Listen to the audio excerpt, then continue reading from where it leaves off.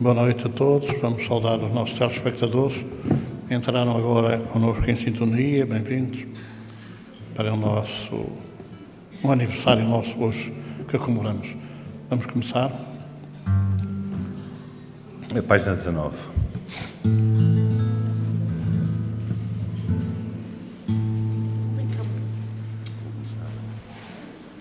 Amigo como povo, vivendo nossa dor, visita os que são louros, uma no calor, a terra é seu chão e ajuda com ardor, entrega o coração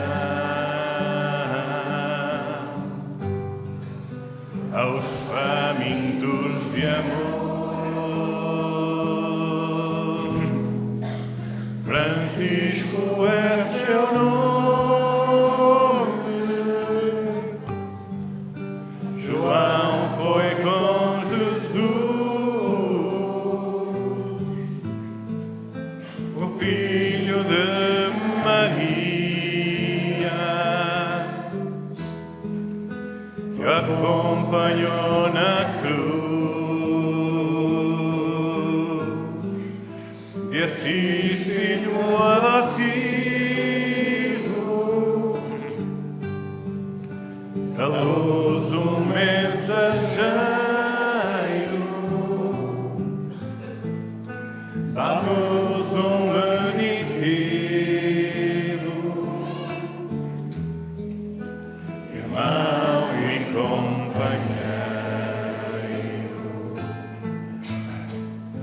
dos pobres foste irmão,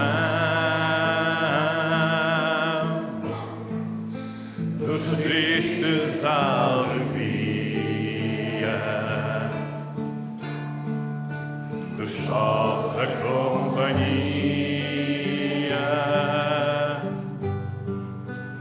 meditar do céu, ajuda-nos, amigo, a encontrar a estrada, conhecer a alvorada, em espírito contigo, Francisco, bom irmão, em nome de Jesus, despacha a tua luz pelo nosso rincão, e a Virgem do Rosário,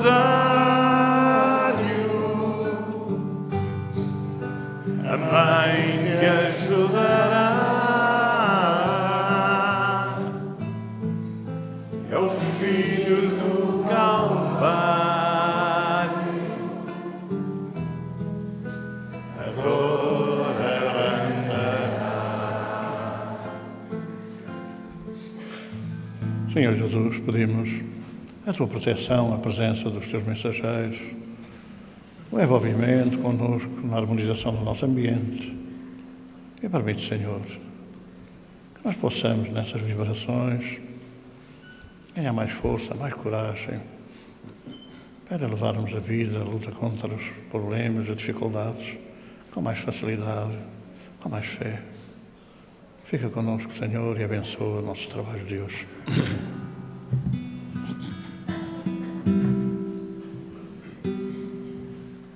Página 18.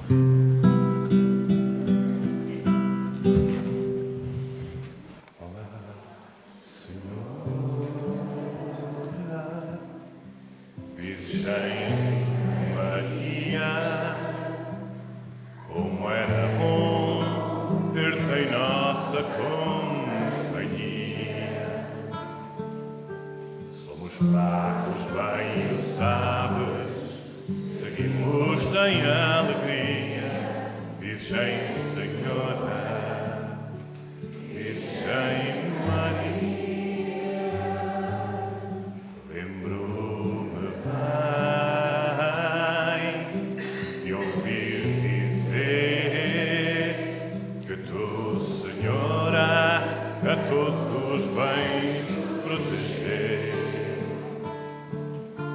Mas a carne é tentadora e a maldade quer vencer, Virgem Senhora, hei eu fazer. Ave Maria, Mãe de Jesus, Mãe Redentora de tanta cruz,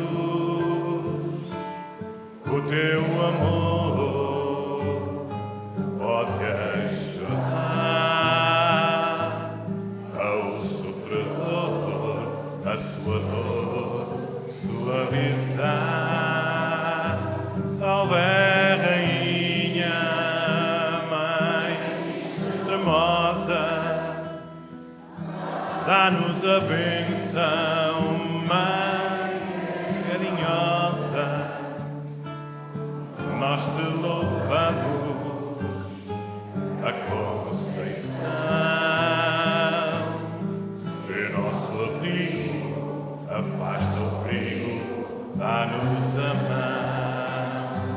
Ave Maria, Mãe de Jesus, Mãe Redentora de tanta cruz, o teu amor pode ajudar ao sofredor, a sua dor suavizar. Salve, Rainha, Mãe extremosa,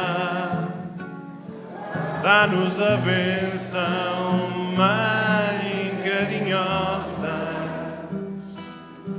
Nós te louvamos, a Conceição. É nosso abrigo, afasta o perigo, dá-nos a mão. É nosso abrigo, afasta o perigo, dá-nos a mão.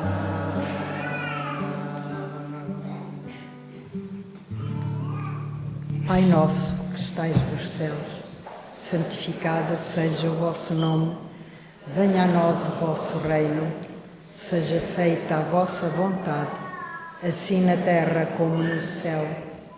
O pão nosso de cada dia nos dai hoje, perdoai as nossas ofensas, assim como nós perdoamos a quem nos tem ofendido, e não nos deixeis cair em tentação, mas livrai-nos do mal.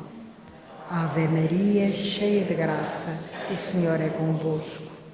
Bendita sois vós entre as mulheres, bendito é o fruto do vosso ventre, Jesus. Santa Maria, Mãe de Jesus, rogai por nós, pecadores, agora e na hora da nossa morte, que assim seja. Se fosse um homem de bem, teria morrido. Dizeis frequentemente ao falar de um homem mau que escapa a um perigo. Se fosse um homem de bem, teria morrido. Pois bem, ao dizer isso, estais com a verdade, porque, efetivamente, Deus concede muitas vezes a um espírito ainda jovem na senda do progresso uma prova mais longa que a um bom, que receberá, em recompensa do seu mérito, o favor de uma prova tão curta quanto possível. Assim, pois, quando empregardes este axioma, não duvideis de que estais cometendo uma blasfémia. Se morre um homem de bem e que ao lado de sua casa está a casa de um mau, apressais-vos a dizer: Serviria bem melhor se tivesse morrido este. Cometeis então um grande erro, porque aquele que parte terminou a sua tarefa e o que ficou talvez nem a tenha começado. Por que então quererias que o mal não tivesse tempo de acabar e que o outro permanecesse preso à gleba terrena? Que dirias de um prisioneiro que, tendo concluído a sua pena, continuasse na prisão, enquanto se dava a liberdade a outro que não tivesse direito? Ficai sabendo, pois, que a verdadeira liberdade está no desprendimento dos laços corporais e que, enquanto estais na terra, estais em cativeiro. Habituai-vos a não censurar o que não podeis compreender e crede que Deus é justo em todas as coisas. Frequentemente, o que vos parece um mal é um bem, mas as vossas faculdades são tão limitadas que o conjunto do grande todo escapa aos vossos sentidos obtusos. Esforçai-vos por superar, pelo pensamento, a vossa estreita esfera, e à medida que vos elevardes, a importância da vida terrena diminuirá aos vossos olhos, porque vos aparecerá como um simples incidente na infinita duração da vossa existência espiritual, a única verdadeira existência. Fenelon, 1861.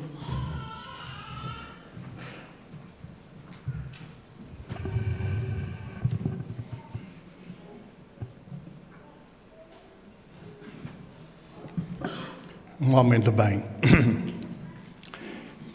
É natural que, ao longo dos anos, muitos homens de bem tenham sido objeto de calúnias, de críticas, de ataques cerrados, porque, como diz o povo, ninguém atira pedras à fruta podre. E, portanto, Jesus foi perseguido, foi caluniado, foi martirizado, e foi um homem bom e um homem de bem. Mas ao longo da história tem havido muitas pessoas de bem que sempre foram caluniadas por esta razão ou por aquela. Nós, hoje, 18 de agosto de 2017, comemoramos os 50 anos da primeira visita a Portugal deste homem bom.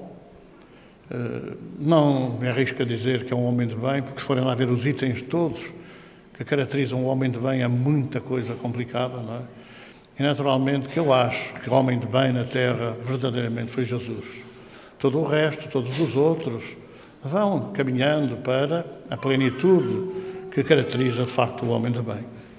Nós vivemos em Portugal. Portugal é um país muito característico. Nós soubemos agora, por exemplo, que em 1887, 88, foi publicado o Livro dos Médios em Portugal. É evidente que hoje perderam-se todas essas edições, todas essas publicações, e estou a dizer que é uma descoberta de há poucos dias, que apareceu realmente essa notícia e, curiosamente, só meio livro, porque ele foi publicado em 2 volumes e só conseguimos localizar o primeiro. Então Portugal é um país dessas características, não é? Passou por várias fases complicadas, mesmo antes, mesmo no século XIX, com as lutas liberais, com enfim, as revoluções que houve em Portugal, e sempre houve algum benefício de dúvida e alguma proteção em todas essas revoluções à religião cristã e considerada universal com o nome de católica. Sempre houve algum protecionismo. Quando despontou, em 1908, a força da República, através do Partido Republicano, que já era um dos partidos que governava, juntamente com o Democrático, governava no tempo da monarquia, muita gente não sabe, pensa que realmente era o regime, era o governo do rei, e eram os ministros do rei, era aquela coisa toda do rei, mas os partidos que faziam parte da Constituição, da monarquia portuguesa, os partidos também já eram de cariz republicano, de cariz, muitos deles materialistas, isso veio a despontar em 1908 com o assassino Régio e depois em 1910 com a revolução que conduziu à República. E podemos dizer que nessa altura, 5 de outubro de 1910, começaram verdadeiramente as perseguições religiosas, que não tinha havido até então. Só que as religiões que foram perseguidas então foram todas as religiões de cariz cristão. Não havia outras religiões, poderiam ser minoritárias, budistas, muçulmanas, maometanas, mas as religiões protestantes, as religiões cristãs, essas foram praticamente banidas de Portugal. Ora, o espiritismo, a doutrina espírita, já era fazia parte, digamos assim, das bases fundamentais do espiritismo, era o cristianismo, na sua pureza inicial, naquilo que era vivido pelos primeiros cristãos até ao século IV, até ao concílio de Niceia, quando foi aprovada a religião cristã como oficial de Roma. Então, também, em 1910, todas as religiões foram praticamente banidas e proibidas, inclusive a católica. Tenho dito que só uma figura muito importante passou pela República sem ser perseguido ou preso, que foi o padre Francisco da Cruz, que hoje o povo considera como o Santo Padre Cruz, que não foi santo, mas que para o povo em si era uma figura incontornável, era uma figura que entrava nas prisões para defender os presos perseguidos da República. E, portanto, foi das figuras que passou, que não conseguiam os guardas, não conseguiam as forças policiais, não conseguiam detê-lo, fosse onde fosse, porque era uma figura marcadamente boa, daquelas que nós podemos considerar que estavam a caminho de atingir quase o máximo daquilo que é um homem de bem. Mas a partir daí também os grupos espíritas, os centros espíritas, foram proibidos em Portugal, foram proibidos e perseguidos. Como já tenho dito, depois no advento da guerra, em 1916, quando Portugal, penso eu, através do Governo da República, passou a entrar na Guerra Mundial, muito para distrair o povo da revolta que graçava em relação às condições económicas, às condições sociais que eram degradantes então. Então, pronto, a guerra nada melhor que a guerra, nada melhor que os soldados não dar notícias, nada melhor que os mortos aparecerem uns atrás dos outros, e o povo, com certeza, sempre à espera de notícias, sempre à espera de receber os seus mortos. E é nessa altura que começa a haver alguma liberdade para os grupos espíritas. E quando em 1926, já depois de fundada em 25 a Federação Espírita Portuguesa, quando em 1926 praticamente a liberdade religiosa retomou o seu caminho, mas claro, apareceram outra vez os centros espíritas, muitos deles tinham desaparecido em 1910, mas apareceram de novo para propalarem a mensagem de Jesus, segundo as interpretações espíritas ou do Espírito da Verdade. Isso correu por aí até 1949, quando, pretensamente, por vontade de tornar o Espiritismo também na sua visão científica, o Governo do Estado Novo, pura e simplesmente, não aceitou a revisão estatutária, moveu uma perseguição tremenda, que começou praticamente em 1953 e terminou em 1962, embora só em 1953 tenha sido proibido todo e qualquer grupo espírita, tenham sido fechadas as instalações de todos os grupos e também a Federação Espírita Portuguesa. Portanto, a partir de 1953, praticamente foi banido o espiritismo de Portugal. É claro que havia grupos que secretamente se reuniam, que continuavam a fazer as suas reuniões mediúnicas, a comunicar com o mundo espiritual. Havia perseguições grandes, os vizinhos faziam queixa, as pessoas eram mandadas apresentar na polícia, as fichas dos espíritas eram carimbadas a vermelho, exatamente como eram carimbadas a do Partido Comunista perseguido pela República do Estado Novo, e também o Grande Oriente Lusitano, a maçonaria, que também passou a ter os seus membros carimbados a vermelho. Portanto, eram as três forças que realmente eram perseguidas pelo regime do Estado Novo, pela Polícia Internacional de Defesa do Estado, e naturalmente que as reuniões passaram a ser praticamente secretas até 1974. Todavia, em 1967, exatamente em agosto, apareceu um casal muito curioso. Era um casal que trouxe para Portugal os livros espíritas, que eram muito interessantes. Eu, durante muitos anos, fiz o Evangelho no Lar com os meus filhos, com esses livros do irmão José. Eram livros pequeninos, não havia livro dos espíritos, nem livro dos médios, nem Evangelho, não havia nada disso. E esses livros foram os primeiros que vieram para serem distribuídos gratuitamente. É claro que aquilo eram interessantes, as histórias da carochinha, as histórias para crianças, mas nós éramos, falando espiritualmente, éramos crianças. Então, em 1967, eu nem era espírita sequer, estaria muito longe de o pensar. Em 1967 vieram os primeiros livros e exatamente O casal que trouxe a Portugal Divaldo Franco, em 1967, veio como, eram antigos imigrantes, não é?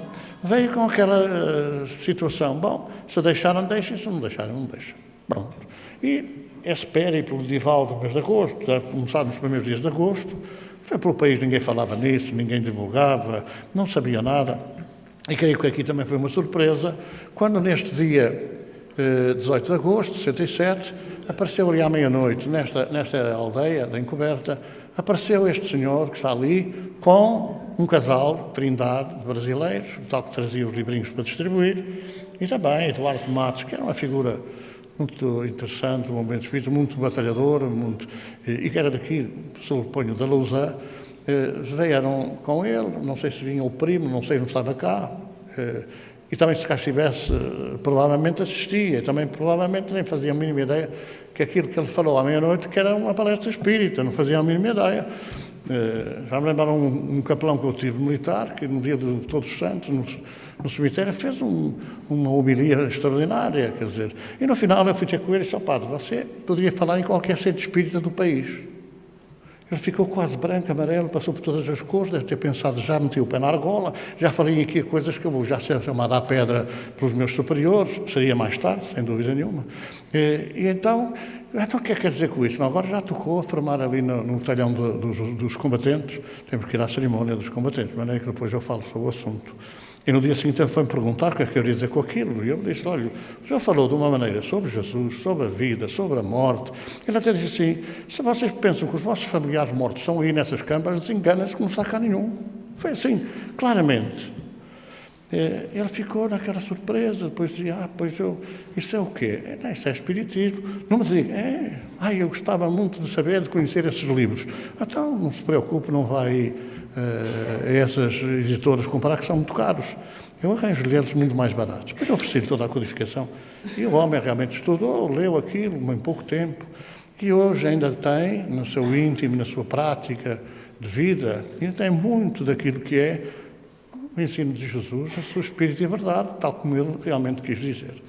Então, quando apareceu em Portugal, é curioso, tem um episódio muito interessante, que ele, quando faz a palestra em Lisboa, creio que na Cooperativa dos Padreiros, os espíritas tinham medo de serem apanhados pela PIDE logo à saída do edifício, e então pediram que ele se apresentasse, mas que não falasse de espiritismo. Ora, o homem vinha a Portugal para falar de espiritismo. Agora, apresentar-se e não falar de espiritismo, ia falar sobre o quê?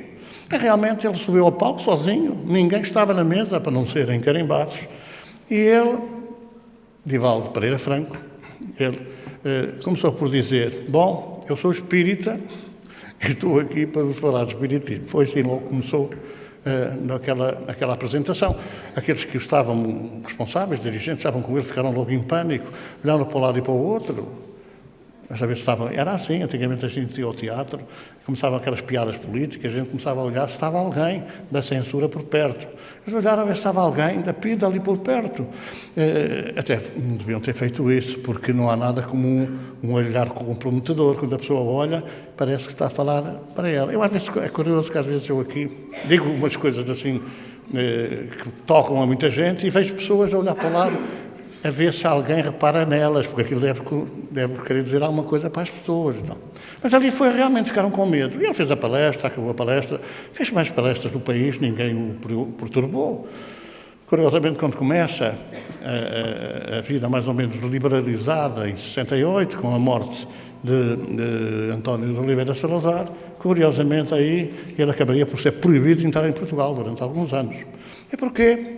Porque publicou uma mensagem sobre a guerra em Angola. Mas, falando ainda sobre 67, ele faz várias incursões, várias palestras, vem a Tondela, ao irmão Melo, onde faz uma palestra, numa casa particular, muito pequenina, não sei se teria 2 dúzias de pessoas, se teria, ou 3 dúzias, também não era muito, estava tudo apinhado, e falou. E depois veio então para Viseu, para esta aldeia, a aldeia da Encoberta. Está ali escondida, porquê? Porque no livro Ao Serviço do Espiritismo, escrito pelo primo Nilson de Sousa Pereira, não aparece encoberta, aparece escondida. É parecida, não é? Mas ele não se lembrou do nome, escondida, e ficou como a escondida. Mas realmente também é mais ou menos a mesma coisa. Ou escondida, ou estava encoberta. ficava lá no meio do mato, não havia estrada alcatroada para lá, era tudo macadame e tal. E seria durante ainda muitos anos. E então ele vai falar exatamente à meia-noite sobre Nossa Senhora. Bom, claro, como eu já disse ali há pouco, as pessoas não se aperceberam que era uma palestra espírita, falar de Nossa Senhora, falar de Maria, Mãe de Jesus.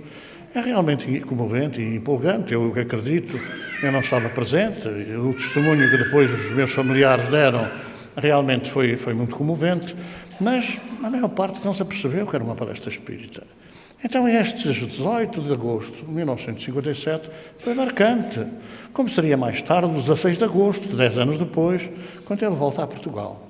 Curiosamente até, vejam só, que ainda hoje me lembrei, que a coisa mais extraordinária que ele comeu nesse dia foram figos pingo de mel, que agora também estão a dar agora, não é? E naquela altura ele ficou que nunca tinha comido. Bom, mas não tem nada a ver com o espiritismo, os figos pingo de mel, não tem nada a ver. Mas foi uma coisa marcante, que ele ainda hoje falava disso, ainda no ano passado, falava nos figos pingo de mel que comeu na aldeia da Escondida ou da Encoberta. Então, quer dizer, nestes 50 anos, ou melhor, esta data que hoje nós recordamos, os 50 anos, é marcante. Como vamos ver depois, eu só conheceria Divaldo exatamente 10 anos depois. 10 anos depois, quando fui, muito calmamente, pedir um conselho sobre a nossa associação, sobre como conduzir a associação, aprender qualquer coisa que eu não sabia nada, porque não havia livros. Recorda-me que por essa altura nós mandamos vir uns livros do Brasil e eu fui chamado à Alfândega do Porto, porque os livros não eram autorizados a serem levantados. Estávamos já em plena liberdade. E quando o advogado, que era o chefe daquela confusão, se aproximou do banco e disse: mas o senhor não pode levantar estes livros. Mas não posso porquê? Porque estes livros estão proibidos. 1977. Mas como proibidos? Isto é um perigo para a sociedade. Se isto anda aí fora à solta, isto é um perigosíssimo. Eu disse: não, isto não é para se poder distribuir, não, isto é só para uso interno. Então ainda bem, então pode levantar. Foram os primeiros livros, depois do 25 de Abril, 2 anos depois, doutrinários, que vieram para Portugal. Porque aqui nem pensar em publicar, ainda hoje é muito complicado publicar livros que não há dinheiro para isso, mas naquela altura, vejam, imaginem a prescrição que era. Então realmente, quer dizer, estes 50 anos que nós hoje recordamos é um ponto marcante. Porquê? Porque desde o início, este homem que é só, no nosso entendimento, a pessoa que maior médium de divulgação oral de todos os tempos é esta figura de Divaldo Pereira Franco, que dirige em Salvador, na Bahia, dirige uma casa chamada a Mansão do Caminho, que assiste milhares de crianças, centenas de famílias carenciadas, que tem registrados em seu nome, mais de 600 filhos, porque as crianças abandonadas à porta. Ele conta muito curiosamente o seguinte: quando a primeira criança apareceu, abandonada à porta da organização, que na altura era na cidade de Salvador, agora é nos arredores, ele foi registrar e quando chegou ao registro civil, a pessoa que estava perguntou-lhe o nome da mãe, incógnita. Não sei se a pessoa tinha os óculos, tirou os óculos, não pode. Mãe, tenho de certeza. Pai é que pode não ter. Não, mas é incógnita. Eu estava naquela dúvida, não é, quando ele conta que apareceu uma jovem poetisa, já desencarnada, chamada Alta de Souza, e diz: põe o meu nome. Ele olhou: o seu nome? Sim, Alta de Souza. Então, quando perguntou o nome da mãe, Alta de Souza, e do pai, Divaldo Pereira Franco, e registrou ao longo dos anos, daqueles anos onde ele tinha até unidades de lar muito importantes, registrou mais de 600 filhos. 600 filhos que educou, que formou naquela instituição e que hoje, com certeza, estão espalhados por todo o Brasil, já em cargos até importantes da sociedade civil. Ora, é realmente este homem que traz a Portugal verdadeiramente o esclarecimento sobre o espiritismo, porque, não havendo livros, não havendo pessoas que estivessem credenciadas para divulgar a mensagem, como hoje há, com certeza, muitas, ele foi, de facto, uma pedra-chave na nossa preparação. Eu digo na nossa preparação, claro que eu posso falar, há 40 anos para cá, que foi quando nós fundamos a associação, eu posso falar que realmente, naqueles primeiros anos, ele foi a pedra-chave, ele foi uma figura importantíssima. Ele ensinou-nos, ele transmitiu os conhecimentos e, curiosamente, os primeiros 10 anos de vinda a Portugal, ele todos os anos veio a Viseu, ele falou sempre sobre o Evangelho de Jesus. Sempre sobre o Evangelho de Jesus. Recorda-me que a alteração do sistema, digamos assim, de divulgação que ele usava, deu-se num dia que íamos de carro e que combinamos, naquele dia, passar a integrar também nas conferências, nas palestras que ele fazia, seminários. Isto mais de 10 anos depois dele vir sempre ensinar o Evangelho a Portugal. E então, é claro que vê-se um pouco mal, esta é uma fotografia de 1970, em que ele está em Moçambique. Eu não sei se aí vê bem, eu não sei se é capaz de estar por ali.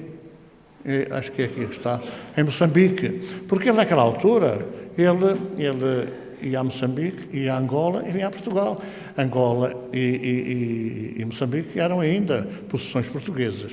E data dessa época, de 1969, uma mensagem que ele escreve, assinada pelo anterior bispo de Luanda, pelo antigo bispo de Luanda, em que o bispo, em linguagem quimbundo, que é da região de Nova Lisboa, daquela região ali do sul, em quimbundo, ele escreve uma mensagem que está publicada num livro, Salve o Sol de Esperança, da sua autoria. Essa mensagem em quimbundo pelo bispo anuncia que a guerra vai terminar dentro de pouco tempo, mas que outra guerra pior virá. Essa mensagem foi publicada no Jornal do Lobito, depois foi conhecida a sua tradução, e isso levou a que o governo considerasse Divaldo como persona não grata e proibisse a sua entrada em Portugal. Ele voltaria a entrar 2 anos depois, mas durante aqueles 2 anos ele não pôde entrar em Portugal, ser proibido de entrar, porque vinha a anunciar o fim da guerra que aconteceu, e depois uma guerra pior, que foi depois da independência de Angola, que a guerra foi muito pior do que aquela que tinha sido no nosso tempo. Então, é realmente uma passagem meteórica. Nós estamos a falar de 1970, que ele ainda não vinha a Viseu, só veio em 67, depois passar 10 anos. Realmente, nós vemos que esta passagem de Divaldo foi muito importante para nos preparar, para nos ensinar. E recordo até que, durante uma semana, que nós fizemos aqui uma atividade impressionante, ele fez reunião com os trabalhadores da associação, da parte da manhã, entre as 9 e o meio-dia, e depois, à noite, nós levávamos a fazer palestras, a fazer conferências a Coimbra, a Aveiro, Figueira da Foz, Porto, Vila da Feira. Levámos-nos nós pessoalmente. Ia fazer 2 seminários, um de abertura num domingo e outro de encerramento num domingo a seguir, aqui em Viseu. Foi uma época de ouro, porque nós aprendemos muito, digamos assim, doutrinariamente, mas também, fundamentalmente, metodologia de trabalho, como fazer os trabalhos mediúnicos, como trabalhar dessa maneira. E nós nunca alteramos. A nossa forma de trabalhar no grupo mediúnico é a mesma desde o início, com algumas diferenças, como daqui a pouco vamos ver. Só para dizer que ele esteve, então, Lisboa, Porto, Tondela, Vila Real, Santo António, Lagos, Coimbra, Almeirim e Aldeia da Encoberta. No Almeirim também era uma irmã, que já desencarnou aqui há uns 15 anos atrás, também que era da velha guarda, teria hoje 100 e poucos anos, se fosse viva. Então é muito importante nós percebermos que de facto, Divaldo foi, digamos assim, uma pedra fundamental no nosso aprendizado. Aqui está realmente o Eduardo Matos. Esta é uma fotografia daquela época. Eu tenho pena das nossas fotografias que tínhamos de terem desaparecido. Alguém achou piada e levou-as de uma exposição que nós tínhamos aí. Também há disto, vejam só.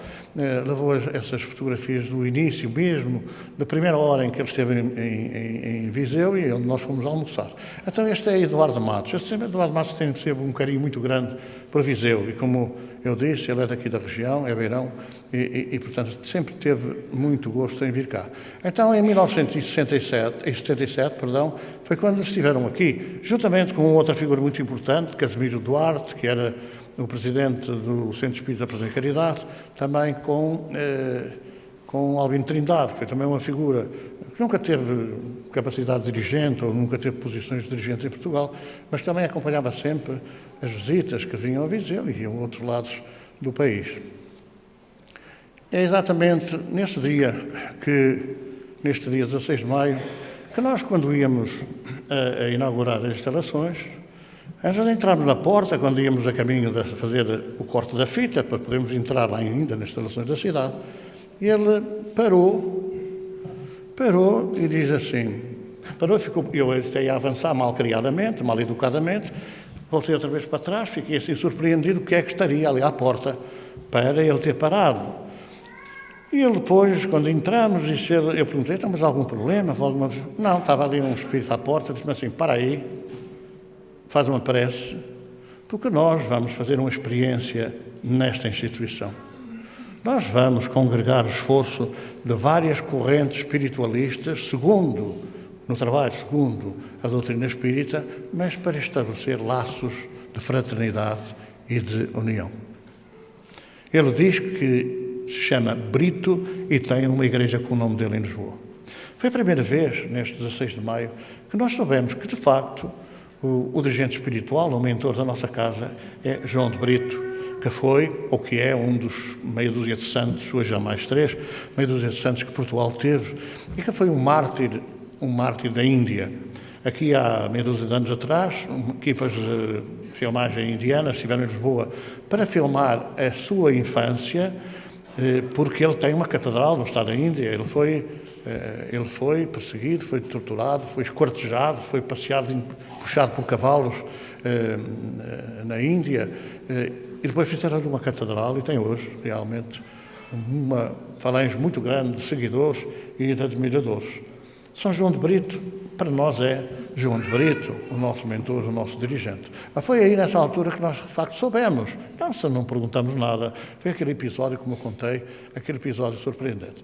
Eu trago aqui só esta figura, alguns poucos talvez dos presentes conheçam, ela já desencarnou há 22 anos, mas foi na casa dela que se fez a palestra na Aldeia da Encoberta.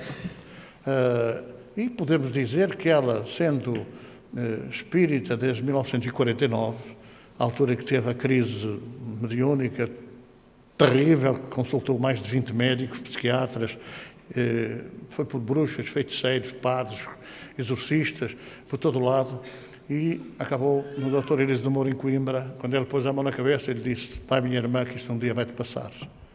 E ela realmente saiu do consultório do Dr. Elísio de Moura em Coimbra para o Porto, um centro espírita, onde foi tratada durante 2 meses. Às vezes as pessoas têm pressa, ainda tem que haver muitas vezes. Ela foi tratada 2 meses, todos os dias. E ao fim do mês, os dirigentes da casa disseram assim, pois é, minha irmã, mas a senhora tem que trabalhar. E ela passou ela a fazer os trabalhos mediúnicos dela própria, a deixar que os professores, que os perseguidores se manifestassem, que fossem doutrinados, e saiu de lá ao fim de 2 meses para começar a trabalhar em segredo. Estamos a falar de 1949, 1950. Depois viria a ser muito ajudada pelo comandante Isidoro Duarte Santos, que foi o primeiro presidente depois do 25 de Abril, era um militante espírita de há muitos anos, e, portanto, foi ela que foi, na Aldeia da Encoberta, exatamente ajudada, ensinada, orientada por esse homem extraordinário, que também é o nosso companheiro de trabalho, Isidoro Duarte Santos, que era comandante da Marinha, que era comandante na Marinha, não era comandante da Marinha, comandante na Marinha. Então, foi esta aproximação que depois viria a dar, ao longo dos anos, uma ligação de vibração e de simpatia muito grande entre ele e ela. Ele dizia que, de facto, ela já se encarnou, que, de facto, ela era de uma fidelidade e de uma fidedignidade notável, como médium. E, realmente, nós podemos atestar isso por as experiências que tivemos ao longo de 25 anos de espiritismo em conjunto. Claro que isto são fotografias da inauguração. Como veem, os homens também podem receber flores. Né? Por acaso, aquele rapazinho sou eu, mas estou um bocado mais gastado. Também as flores não eram minhas, as flores alguém me as passou para a mão. Isto foi um aspecto da primeira palestra que já não existe, este salão. Era um salão na Feira de São Mateus, era o auditório da Câmara. Também já não existe, há ali figuras interessantes, curiosas, que já são hoje avós, não é? Já são tudo avós. Ali, acho que é ali, que eu não estou a ver bem, mas acho que é ali a nossa irmã Isabel. Isabel, que agora está muito abalada fisicamente. Isto é outro aspecto da assistência. Isto aqui eram os convidados que tinham ido à casa de banho. Isto aqui pessoas já todas desencarnaram. Todas desencarnaram já. Isto é outro aspecto da Assembleia. Está ali a irmã Isabel, Maria Isabel Loureiro. Aqui é o casal Ferreira, portanto, que foram os benfeitores que ofereceram primeiro as instalações onde nós estivemos na cidade e depois construíram esta parte aqui, uma parte das instalações que hoje temos. Esta irmã era daí do Oliveira de Barreiros, era a irmã Mariana, trabalhou muito tempo, muitas vezes em Tondela, trabalhava em grupos aqui em Viseu e pronto, já desencarnou também há uma dezena de anos.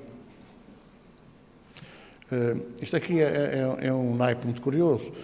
Aqui é a minha esposa, mas depois tem aqui um casal muito importante, porque é um casal que se tornou espírita fruto de um problema grave de obsessão dela. Era uma senhora que caiu à entrada do tribunal, porque o marido era juiz aqui na cidade, foi juiz aqui na cidade, e caiu à entrada do tribunal com a tensão 5.3, foi levada na altura pelo 115 ou não sei o quê, foi levada para o hospital, proibida dos médicos de se levantar, acamada.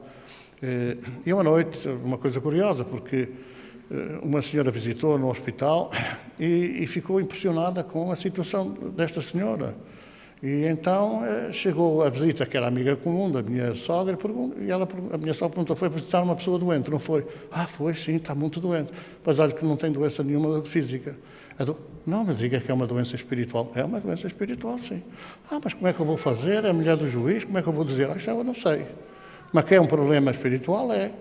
E curiosamente, na visita a seguir, que a senhora fez ao hospital, ela disse: sabe que eu já pensei que isto seria dessa coisa de espíritos, ou a própria senhora, que era médium, como é evidente.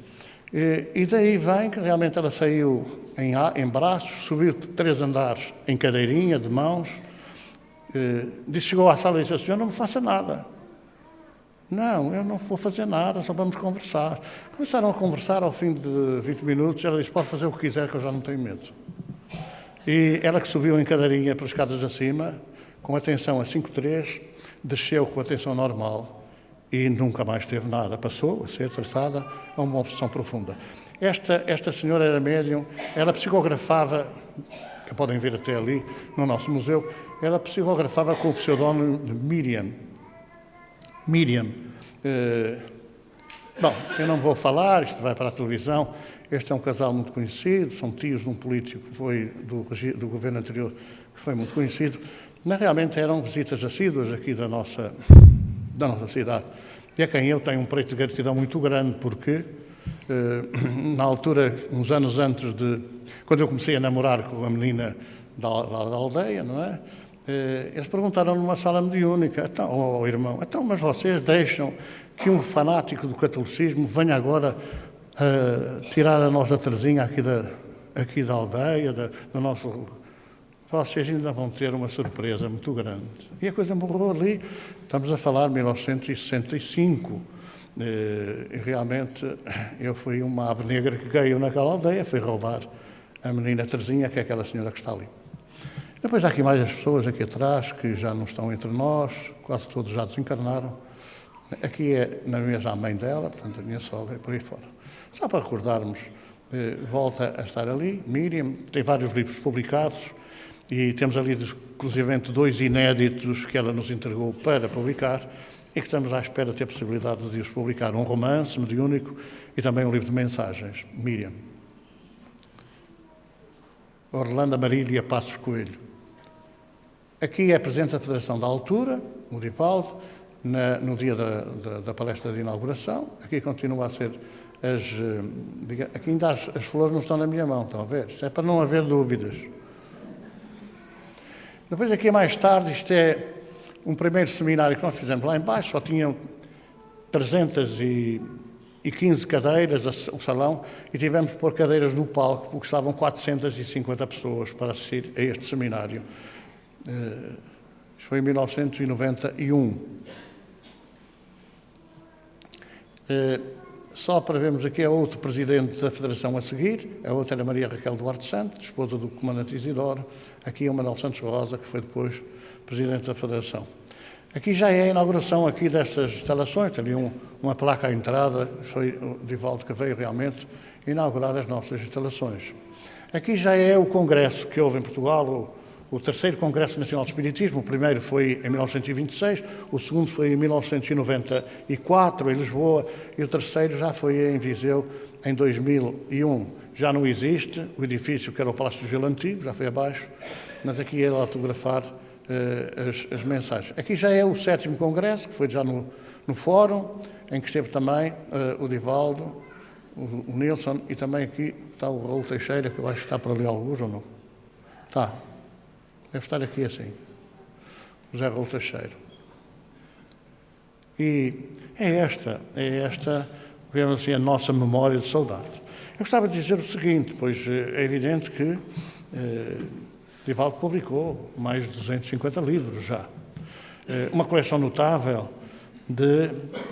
chamada ou conhecida como coleção psicológica, da autoria de Joana de Ângeles. Joana de Ângeles, a mentora de há muitos anos, não me perguntem quando, porque eu realmente não sei localizar, há aí livros que falam disso, mas este espírito foi, em vidas anteriores, freira 2 vezes, 3 vezes, e numa dessas reencarnações, ela foi uma notável escritora, como freira, e depois foi também a madre abadesa de um convento, e durante as guerras já no Brasil, durante as guerras ela foi praticamente fuzilada, não é?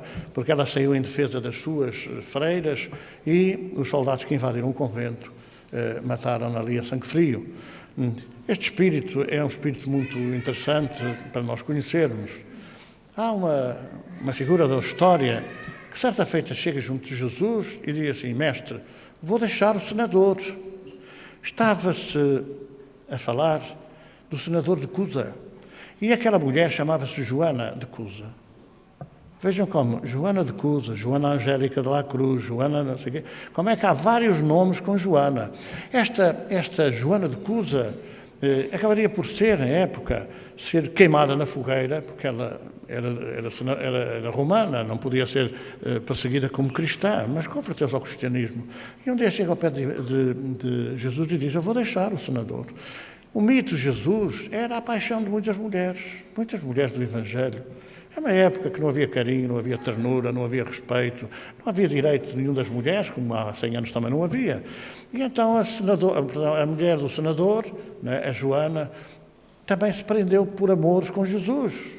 Quando ela diz: Mestre, vou deixar o senador, ela percebeu-se que ela também tinha um carinho muito diferente por ele. E disse: não faças isso, mulher. Mas eu não o amo. Bom, se não o amas como marido, ama-o como filho. Quando ela está depois perseguida pelos cristãos, está presa na fogueira para morrer queimada, como o filho que tinha do senador, o filho diz-lhe: abjura desse Galileu e salva-nos. E ela responde: já o reneguei uma vez, não vou renegar a segunda vez. E morreram os 2 queimados na fogueira. Algumas notícias dizem que, de facto, naquela cultura, o tal de filho da Joana de Cusa era agora, já nas vidas mais recentes, Divaldo Pereira Franco, portanto, na sua última reencarnação. Esta Joana de Cusa, depois, vamos falar, ela era uma das mulheres que acompanhou Jesus no Calvário e também que estava ao lado de João Evangelista, que naquela época não era João Evangelista, era apenas o discípulo João, com 16 anos, um jovem que, de uma forma talvez irresponsável, digamos, não mostrou medo, os outros todos fugiram. Ele não mostrou medo e ficou com as mulheres junto à cruz, que aliás, aquela conversa, aquele diálogo de Jesus com a mãe e com ele, é elucidativo. Homem, eis a tua mãe. Falando para João, mulher, eis o teu filho. A canção que nós temos aí de Francisco de Assis fala lá: João foi com Jesus. João foi com Jesus. É essa reencarnação dessa época que faz que tenham estado pais próximos, Joana de Cusa e João, o Evangelista, depois. Curiosamente, este João volta mais tarde. Ele acaba por ser perseguido naquela época, já contamos essa história, acaba por ser perseguido e acaba por fugir, e dizem alguns espíritos que ele terá mudado de nome, porque ele foi condenado a morrer numa pira de azeite, isto é, foi lançado vivo em azeite a ferver, e dizem os espíritos que não ferveu no azeite.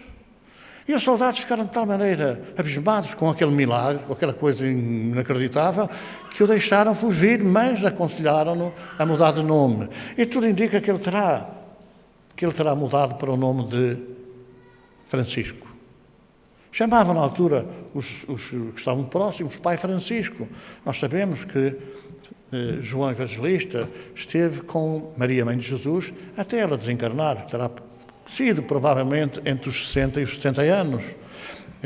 Que, aliás, depois vem também a entrar nessa linha Maria de Magdala, outra das mulheres que acompanhou Jesus e que, de facto, depois acabou por morrer com a lepra.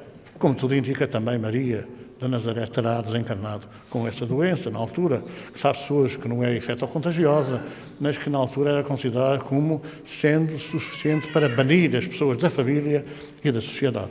Então é esse João, que depois passa a chamar-se Francisco, que depois vem a nascer na Itália, em Assis, com o nome de João.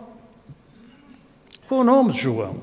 E é curioso que esse João, que era de descendência francesa, quando ia com o pai para a França, lá para as vindimas, ou lá para aquela coisa das visitas que faziam à família, que todos os franceses chamavam o Francesito. Francesito, em italiano, era Francesco. E Francesco regressou à Itália e os pais mudaram-lhe o nome de João para Francisco. E vem depois a ser o Francisco de Assis. Mas aparece outra figura muito importante naquela época, que era uma paixoneta de João, de Francisco, que era Clara. Clara também fugiu da família para se entregar ao ideal franciscano, mas era mulher, não podia entrar para a Ordem de São Francisco. E então fundou outra ordem de mulheres, chamada a Ordem das Clarissas. Então, tudo indica, segundo os espíritos, não que não tenham incumbido de dizer isto, que Joana de Cusa voltou na figura de Clara de Assis. Essa proximidade compreende-se. Como é que havia aquela proximidade que não física? Porque, evidentemente, que Clara, quando foge de casa, acredita que vai ter uma vida feliz com o Francesco, com o seu amor, com o seu ai Jesus, e depois acaba por cada um, com o ai Jesus, servirem Jesus, um na ordem das Clarissas, nas mulheres, outro na ordem dos homens franciscana, e depois, como foi desiludido e foi traído, saiu para fundar a terceira, que hoje ainda é, muita gente não sabe, que ainda hoje é conhecida como a Ordem Terceira de São Francisco, e que na época já era considerada como uma ordem para que marido e mulher fizessem parte da tarefa, da missão de espalharem a doutrina de Jesus. Então este espírito depois, em outras vidas sucessivas, acaba por ser freira várias vezes e acaba por aparecer, naturalmente, que há uma, se foi filha de Joana de Cusa, naturalmente que terá havido uma relação muito próxima com aquilo que era o filho na época e depois de séculos de sofrimento, de dores e de lutas, terá vindo então na figura da mentora de Divaldo Pereira Franco. A linha, digamos assim, doutrinária, religiosa desta freira, desta mulher, era uma linha impressionantemente ligada à parte espiritual. Embora as suas obras, os seus livros, alguns dos quais têm sido estudados nas universidades, nas áreas da psiquiatria, não em Portugal, com certeza, porque nós já estamos muito avançados em relação a isso, mas têm sido estudados em muitas universidades de vários países, são livros que são, digamos assim, uma oferta gratuita para que os cientistas na área da psiquiatria, da psicologia e da psicoterapia, mas não sei o quê, estudem realmente a relação que há, de facto, entre aquilo que é a vida espiritual e aquilo que chamam a vida psicológica, que não é mais do que a vida espiritual, porque, como eu já tenho dito, psique é alma ou espírito, e tudo aquilo que respeita a alma ou espírito, aqui neste particular, refere-se à área psíquica, ou psicológica, ou psiquiátrica. Agora é que lá está, que agora surgem os consultórios, surgem as profissões, surgem os meios de ganhar a vida, e naturalmente hoje vemos este paralelismo, de um lado, aquilo que é psiquiátrico, psicológico, mas do outro lado, e realmente, aquilo que é espiritual. Embora tenha dito Jesus a César o que é de César, a Deus o que é de Deus, isto é, há a medicina que é do corpo, aquilo que é da medicina que é do corpo, e há aquilo que é do espírito, aquilo que é espiritual. E, portanto, é esta figura muito interessante que nós também recordamos.